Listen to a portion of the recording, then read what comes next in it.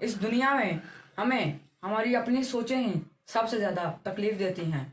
रोज सोच को बेहतर बनाने से ज़िंदगी बेहतर होने लगती है। रोज़ एक ही तरह की आने वाली सोचों की सिमत बदलने से ज़िंदगी की सिमत बदल जाती है।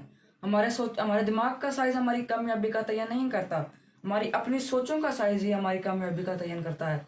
हम अपनी सोच को बदल कर अपनी तकदीर बदल सकते हैं, क्योंकि जब हमारी सोच बदलती है तो हमारा यकीन बदल जाता है, और जब हमारा यकीन बदलता है तो हमारी तवक्को बदल जाती है, और जब हमारी तवक्को बदल जाती है तो हमारा रवैया बदल जाता है, और जब हमारा रवैया बदलता है तो हमारा किरदार बदल जाता है, और जब हमारा किरदार बदलता है तो हमारी कारकर्दगी बदल जाती है, और जब हमारी कारकर्दगी बदल जाती है तो हमारी ज़िंदगी बदल जाती है। हमारी कामयाबी और नाकामी का राज हमारी अपनी सोचें हैं। सोच को बेहतर बनाएंगे तो हमें कामयाबी मिलेगी, अगर हम सोच को बुरा रखेंगे तो हमें नाकामी मिलेगी।